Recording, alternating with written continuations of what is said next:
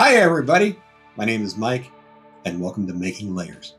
Ignore the background, that's my other channel, which is about fishing, oddly enough. So I wanted to go over some different prints that I've done and introduce myself. So I got a new 3D printer for Christmas. It was exactly what I wanted and what I asked for, and my fiance did a fantabulous job taking the link that I sent her and making it out.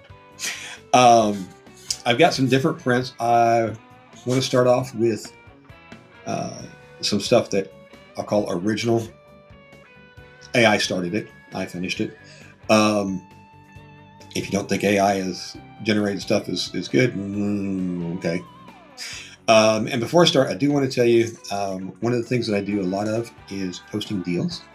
They will come out as shorts. So if you subscribe to my channel and turn on the notification bell, you will see deals on filament and printers if you find any, etc. I try to keep my filament for PLA and PETG under $10 a kilogram. So if I find a good deal, I will share it. So make sure you subscribe and all that fun stuff.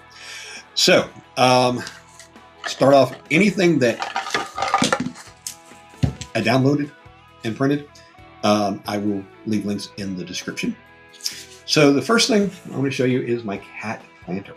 I was very excited about this. I thought it turned out pretty well. Learning some things like I should have fixed at the top edge and created a cylinder in here so that it had better walls. It originally came with whiskers that got lost, obviously, but I knew they wouldn't print. But otherwise, I think it turned out great. It's a little hefty, but I'm proud of it for my first something I had a part of printing. I think it turned out really well. That was the cross between great and well, so it turned out well.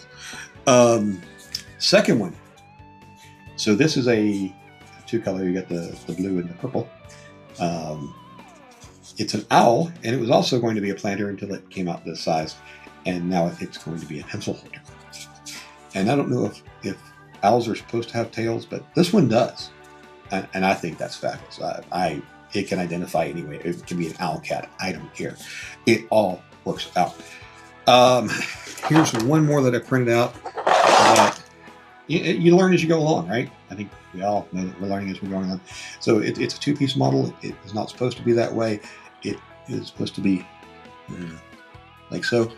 But the supports, when I was trying to get the supports off, it broke the legs because they were too skinny. And there's so much wrong with this design. You get all these overhangs, and the supports were just incredibly, yeah. This is also a, I think this is a pink purple, or I don't know. No, this is blue purple as well. I really like these two color filaments. I got some 3-color filaments all over.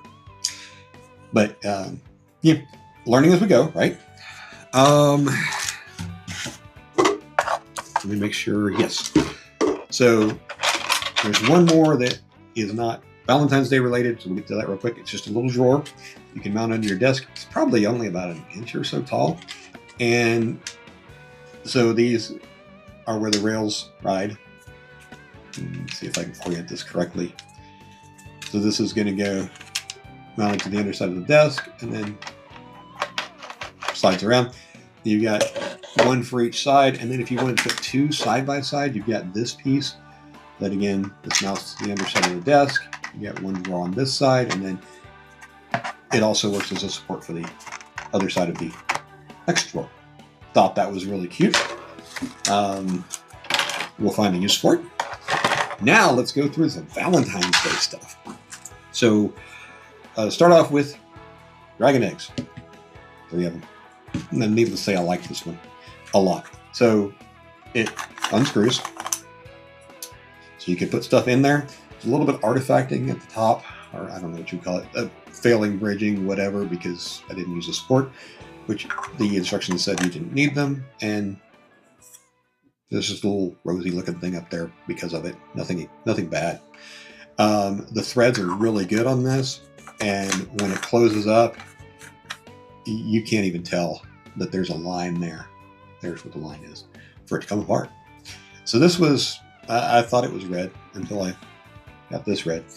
And this is more of an orangey red, but in any case, same thing. Another really cute. Really happy with this. So I didn't like the logo on the bottom, so I took it off of this one.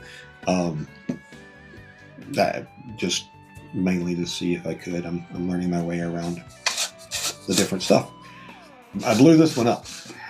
Now, so that these threads on the inside here did not turn out well at all, although they still work.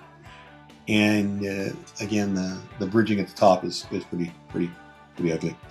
And I don't know if we can see it on camera right here. So the seam is aligned as opposed to randomized, but you only see it on the inside anyway, so it doesn't matter. And one thing that I really like, so I talked about it with the first one, that this screws together really nicely, but this is purple black, right? So it's a 2-color filament, and I was afraid that, it would end up like this, purple on the bottom, black on the top. But when it comes together, it screws perfectly. And I mean, the lines, everything lines up, the hearts on it. You can't tell where this thing comes apart. I think it turned out amazingly well.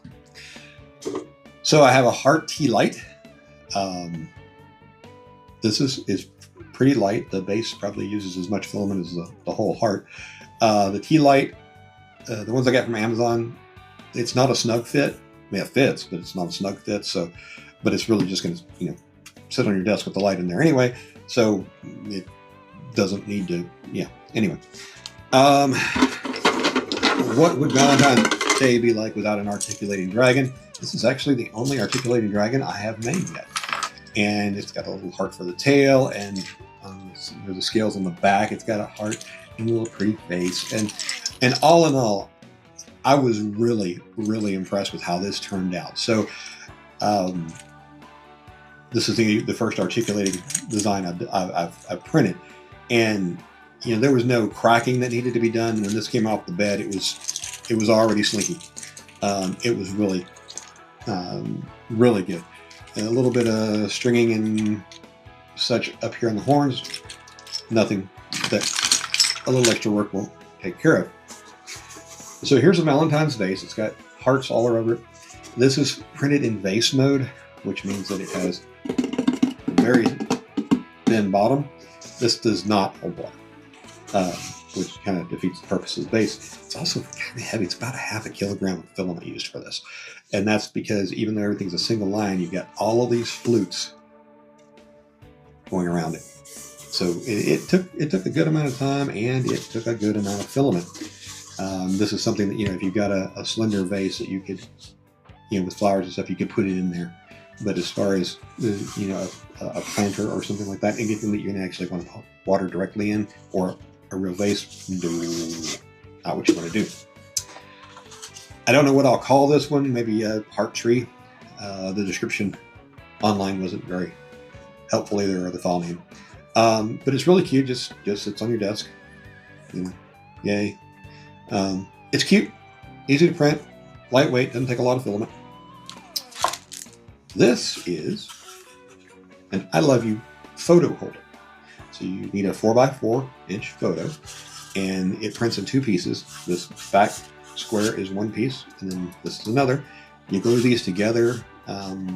There are lines to orient it, but I'd hope that it would click together or something. It doesn't. You've also got 2 holes if you want to mount it on the wall. So what you do is you take your 4x4 photo and you stick it in this slot here, and there you go. You get your photo in there, and I love you. Now when it sits a little crooked because it still sits a little crooked this way too. It wasn't designed to be a classical piece. It's designed to be whimsical and that kind of stuff. It's really cool because the hearts, these hearts extend out, and it's got a really good 3D appearance to it. And it's probably, looks like 1.5 inches, 2 inches thick. So it didn't use a whole lot of filament, but in any case. And then we have a heart drum. Okay, it's a candy dish, and this was not printed in spiral mode because it has at least 2 walls that I can see on it, but the bottom is 1 layer thick. So I wouldn't, try to put 5 pounds of lead in here and walk around with it. But, putting it on your desk or your table or whatever, and put some candy in there, it'll work great. Again, links for all these will be in the description. Please do like, subscribe, all that fun stuff. For those who are curious, the printer I got was the Elegoo Centuri Carbon. And I am learning the School of Hard Knocks. If you're like me and you just got a new printer, the first thing you need to do is look up Orca Slicer and how to calibrate your printer. Not just the printer that's calibrated, but you calibrate your filaments. Print the temperature tower, find out what temperature works best, and then you can do the flow rate and all that kind of fun stuff so that your prints come out better than they would have otherwise. Anyway, thanks for watching, everybody. Don't want to get too long-winded. Thanks for watching. We will see you on the next video. Have a good one.